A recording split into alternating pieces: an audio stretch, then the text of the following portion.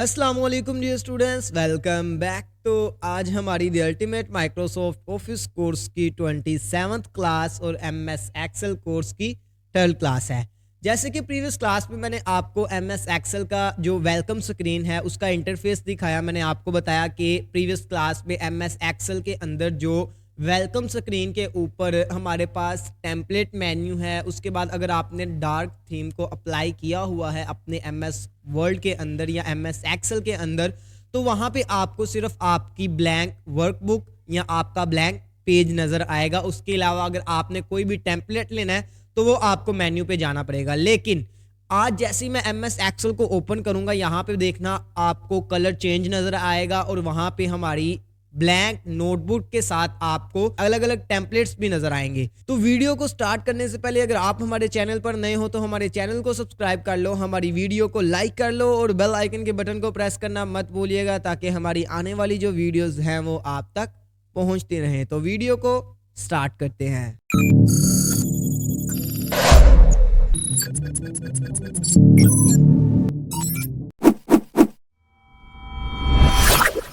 यहाँ पे देखो, आपको प्रीवियस क्लास में अगर आप देखोगे तो हमारे पास सिर्फ यहाँ पे ब्लैंक वर्कबुक नज़र आ रही थी और हमारा थीम डार्क था, ठीक है। लेकिन आज हमने जो थीम रखा है वो हमने कलर थीम रखा है। और कलर में आपको डिफ़ॉल्ट में जब आप इंस्टॉल करते हो एमएस ऑफिस को, एमएस वर्ड या एमएस एक्सेल को आप ओपन करते हो तो यहाँ पे इस तरह की थीम होती है, ठीक है। डिफ़ॉल्ट में वहाँ पे आपको इस तरह के टेम्पलेट्स भी नज़र आ रहे होंगे, ठीक है। अगर आप डार्क थीम रख लेते हो या अपनी थीम को चेंज कर लेते हो तो यहाँ पे आपको ये टेम्पलेट्स मेन्यू बार के अंदर यानी कि टेम्पलेट बार के अंदर ही नजर आएंगे, ठीक है। उसके अलावा आपको यहाँ पे सिर्फ ब्लैंक वर्कबुक ही नजर आएगी, ठीक है। इस बात का आपने ख्याल रखना है। तो यहाँ पे हमने ये सारा जो वेलकम स्क्रीन है और हमारा इंटरफेस जो है वेलकम स्क्रीन का वो हमने प्रीवियस क्लास में ले लिया था। अगर आपने प्रीवियस क्लास नहीं देखी तो आप पहले प्रीवियस क्लास देखो। उसके अलावा अगर आपने हमारा एमएस वर्ड का कोर्स नहीं सीखा, स्टार्ट से नहीं सीखा, या आपने कुछ वीडियो देखी है कुछ नहीं देखी, तो मैं आपसे रिक्वेस्ट करता हूं कि आप तमाम वीडियोस को देखो, क्योंकि हमने A to Z MS word के कोर्स को फिनिश किया है और बिगिनर से एडवांस लेवल तक मैंने आपको एमएस वर्ड सिखाया है कि एमएस वर्ड की जो ऑप्शंस हैं उनको आप किन पर्पसेस के लिए यूज कर सकते हो। उसके अलावा अगर आप एमएस वर्ड के अंदर सीवी डिजाइन करना चाहते हो, लोगो डिजाइन करना चाहते हो, तो वो आप किस तरह कर सकते हो। तो अगर आप चाहते हो कि आपके पास ये एमएस ऑफिस की बेसिक स्किल आ जाए, आप ऑफिस मैनेजमेंट कर सको, तो आप वहां पे एमएस वर्ड का मुकम्मल कोर्स सीखें, उसके बाद आप एमएस एक्सेल को स्टार्ट कीजिएगा। तो प्रीवियस क्लास में हमारा ये सारा वेलकम स्क्रीन का कवर हो चुका था, तो मैं यहाँ पे एक ब्लैंक वर्कबुक पे क्लिक करता हूँ, ठीक है। यहाँ पे देखो हमारे पास स्प्रेड शीट आ चुकी है जो कि हमारी एमएस एक्सेल की शीट है, ठीक है। अब मैं आपको यहाँ पे बता दूं कि 2007 से ऊपर जो वर्जन हैं उनके अंदर सिर्फ स्प्रेड शीट नहीं रह गई एमएस एक्सेल। यहाँ पे आप एमएस एक्सेल के अंदर डाटा एनालाइज कर सकते हो, डाटा साइंस कर सकते हो, उसके बाद आप यहाँ पे कैलकुलेशन कर सकते हो और भी काफ़ी चीज़ें आप यहाँ पे एमएस एक्सेल के अंदर कर सकते हो।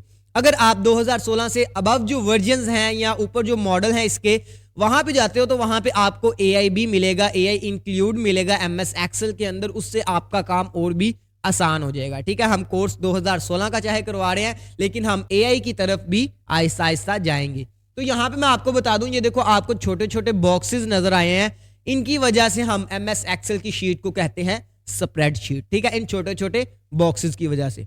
अब यहाँ पे मैं आपको एक बात बता दूं कि स्टूडेंट्स, आपने देखा होगा कि एमएस एक्सेल से पहले क्या होता होगा या किस तरह लोग डाटा एंट्री करते होंगे। तो अभी भी कुछ स्कूल्स ऐसे हैं या कुछ छोटे लेवल के जो स्कूल कॉलेजेस हैं वहाँ पे ये काम होता है कि रजिस्टर के ऊपर हाजिरी लगाते हैं, रजिस्टर के ऊपर ही हमारी क्लास की तादाद होती है। वहाँ पे सेम इसी तरह के बॉक्सेस बने होते हैं, ठीक है। वहाँ पे फर्स्ट पे नाम लिखे होते हैं, आगे आया नहीं आया, हाजिरी लगाते हैं, गैर हाजिरी लगाते हैं।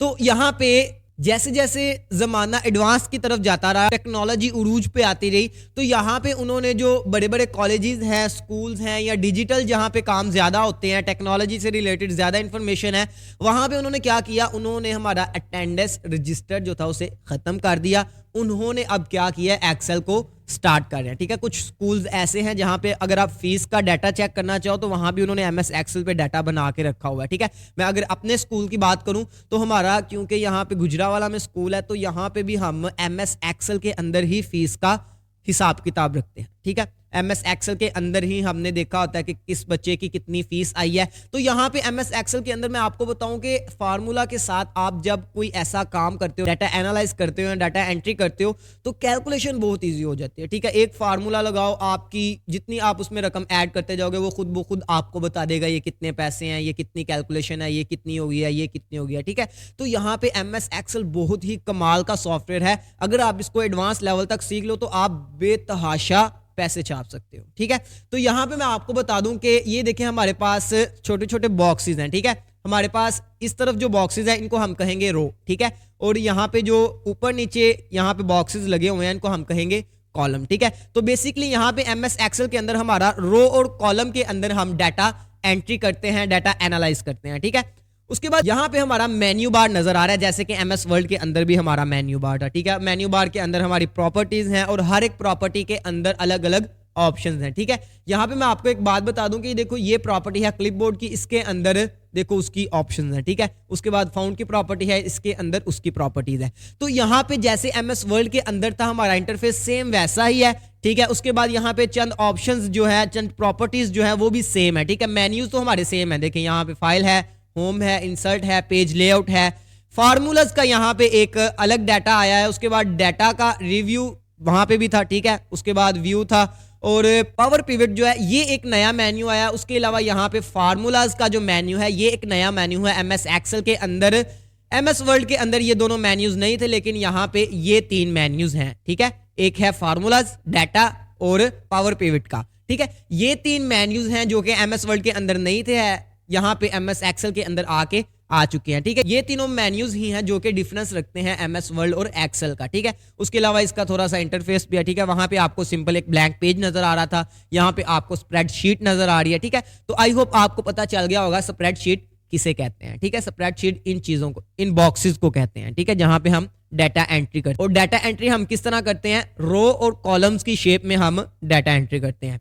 अब सबसे पहले मैं आपको यहाँ पे बता देता हूँ फाइल मेन्यू के बारे में। ठीक है, फाइल मेन्यू के बारे में अगर आपने MS वर्ल्ड की हमारी क्लासेस स्टार्ट से ले रहे हैं तो आपको फाइल मेन्यू, ज्यादातर जो मेन्यूज होंगे वो आपको पता ही होंगे। लेकिन यहाँ पे मैं क्योंकि MS एक्सेल का कुछ नए लोग भी होंगे जो करने आएंगे, तो यहाँ पे मैं सिर्फ MS एक्सेल का बेसिक से दोबारा से स्टार्ट करूंगा। ठीक है, अगर आप MS वर्ल्ड हमारे ही चैनल से सीख रहे हो, हमने जो कोर्स तैयार किया था वहीं से आपने सीखा है, तो आप सोचोगे कि सर ये क्या कर रहे हैं, आप वापस से वही ऑप्शंस बार बार समझा रहे हैं। तो यहाँ पे देखें, अगर आपको ऑप्शंस पता है तो वेल एंड गुड, अगर अदरवाइज अगर आप अगेन देख लोगे तो आपकी प्रैक्टिस अच्छी हो जाएगी। ठीक है, तो यहाँ पे मैं फाइल पे करता हूँ क्लिक। क्लिक करने के बाद यहाँ पे देखो वही प्रॉपर्टीज हैं। ठीक है, यहाँ पे इंफॉर्मेशन है, इन्फो का आपको पता है, यहाँ पे वो आपको बताएगा, साइज बताएगा आपकी फाइल का। उसके बाद अगर आप यहाँ पे टाइटल देते हो, टैग्स देते हो, कैटेगरीज देते हो, उसके बाद आपको यहाँ पे ये टाइम बताएगा कि किस टाइम आपने इस फाइल को बनाया था। ठीक है, उसके बाद लास्ट प्रिंटेड जो होगा वो आपको यहाँ पे बताएगा। और भी यहाँ पे प्रॉपर्टीज हैं, ये आप खुद से दे सकते हो।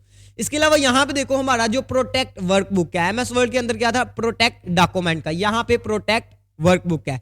इस पे क्लिक करने के बाद आपने सेम वही चीज करनी है, यहाँ पे आपने पासवर्ड पे क्लिक करना है। ठीक है, पासवर्ड पे क्लिक करके यहाँ पे देखो आपसे पासवर्ड मांगेगा, आपने पासवर्ड दे देना है। उससे पहले आपने अपनी फाइल को करना है सेव। जैसे आप सेव करोगे, यहाँ पे पासवर्ड दोगे, ये आपको सेव करके दे देगा आपकी फाइल। ठीक है, लॉक लगा के देगा। इस तरह आप अपनी एक्सेल की शीट जो है उसे लॉक लगा सकते हो, उसे सेव कर सकते हो। ठीक है, आई होप आपको समझ आ गई होगी, क्योंकि MS वर्ल्ड में हमने किया था, लेकिन यहाँ पे मैं अगेन आपको करके दिखा देता हूँ। तो यहाँ पे मैं क्या करता हूँ, इस पे क्लिक करता हूँ, यहाँ से मैं एक पासवर्ड जो है उसे सेट कर देता हूँ, ओके कर देता हूँ। यहाँ पे हमें बोर्ड है रिटर्न पासवर्ड, तो यहाँ पे मैं अगेन पासवर्ड लगा के ओके कर देता हूँ। ये देखो यहाँ पे हमारी जो एक्सेल की वर्कबुक है वो हमारे पास सिक्योर हो चुकी है, उसे लॉक लग गया। अब मैं क्या करता हूँ, यहाँ पे इसे करता हूँ सेव। ब्राउज में जाके यहाँ से मैं डेस्कटॉप पे ही इसे सेव कर लेता हूँ। ठीक है, यहाँ पे मैं सेव पे करता हूँ क्लिक। क्लिक करने के बाद यहाँ पे मैं क्या करता हूँ, कुछ छोटा मोटा लिख लेता हूँ। ठीक है, टाइप कर लेता हूँ, इसको मैं थोड़ा सा जूम कर देता हूँ। ठीक है, यहाँ पे देखो अब आपको नजर आ रहा होगा। ठीक है, अब मैं इसे करता हूँ क्लोज और यहाँ से मैं करता हूँ सेव। सेव करने के बाद देखो हमारा MS एक्सेल जो है वो क्लोज हो चुका है, यानी कि खत्म हो चुका है। अब मैं आपको दिखाता हूँ कि हमारी जो फाइल है MS एक्सेल की, जिसको हमने प्रोटेक्ट किया था, लॉक लगाया था, उसे अगर ओपन करना चाहें तो कैसे होगा। यहाँ पे मैं डबल क्लिक करता हूँ, डबल क्लिक करके देखो एक्सेल ओपन हो रहा है। जैसे ही ओपन हुआ है यहाँ पे हमें पासवर्ड मांग रहा है, तो यहाँ पे जो आपने पासवर्ड दिया होगा वो आप ओके करोगे, आपकी शीट ओपन हो जाएगी। ठीक है, ये मैंने आपको एमएस वर्ड में भी बताया था, एक अगेन मैंने एमएस एक्सेल के अंदर आपको सेम चीज बताई है। अब मैं वापस, अगर आपने हटाना है तो आप वापस जाओगे, यहाँ पे आप वापस से इस ऑप्शन पे करोगे क्लिक और यहाँ से आप इस पासवर्ड को हटा के कर दोगे ओके। जैसे ही आप ओके करोगे यहाँ पे देखो आपका पासवर्ड हट जाएगा। अब अगर आप इसे सेव करना चाहो तो आप करके यहाँ से देखो, अब हमारे पास सॉरी यहाँ पे मैंने सेव नहीं था किया, इसलिए हमारे पास ये ऑप्शन अगेन आया। मैं आपको वापस से बता देता हूँ, आपने सेव कर लेना है पासवर्ड को हटाने के बाद। ठीक है, यहाँ पे मैं वापस इस पर क्लिक करता हूँ और यहाँ से मैं इस पासवर्ड को कैंसिल करके करता हूँ ओके। ओके करने के बाद मैं इसे क्लोज करता हूँ और यहाँ से सेव करूँगा।